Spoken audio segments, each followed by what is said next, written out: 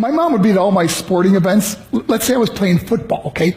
My mother would be on the sidelines, and if the play on the field started going one way, my mother would run along like, Mark, get him! I'd be like, oh my gosh.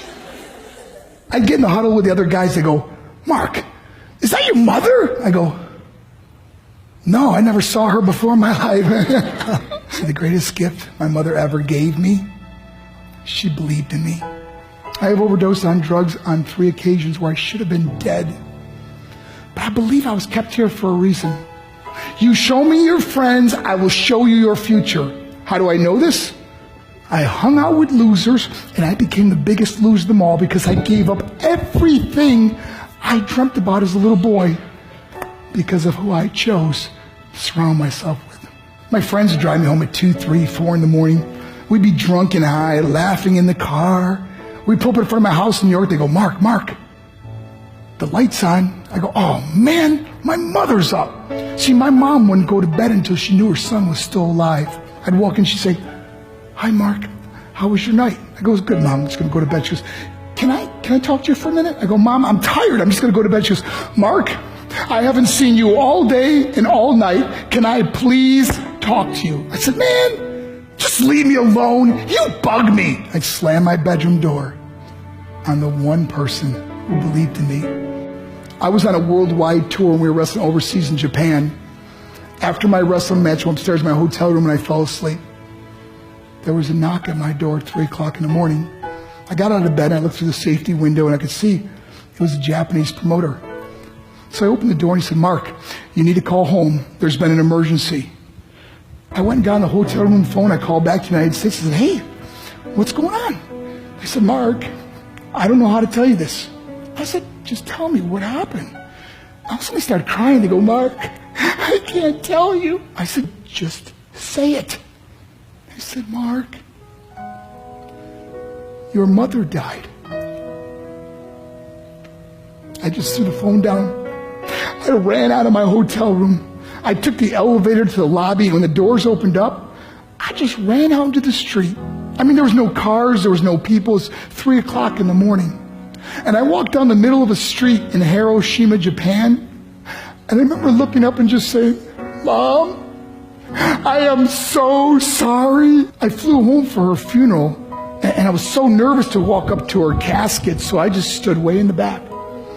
And I kept looking from a distance, and I kept thinking to myself, Mom, please wake up.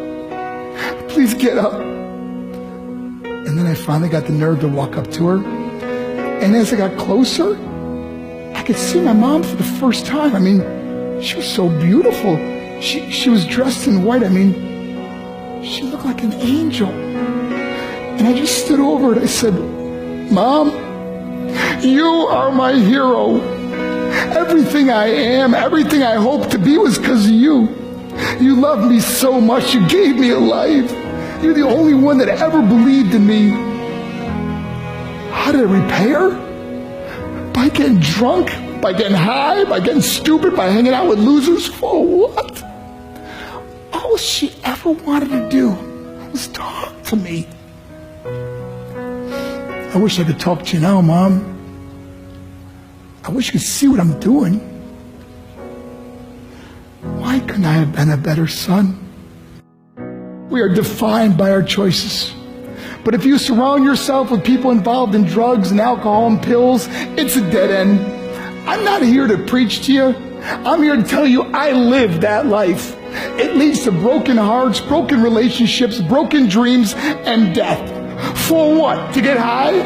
If you have a mother or a father, when you go home, tell them how much you love them. See, my whole life was about being rich and famous. I had to be a millionaire. I had to win the race. I had to win the race at the expense of my marriage, my family, my friends. For what? To be all alone in the world? I learned what is truly important, and that is how precious this gift of life is, and our families, and how quickly it can be taken away. See, I no longer live in time. I live in moments. See, it's not what's in your pocket that matters. It's what's in your heart that truly matters.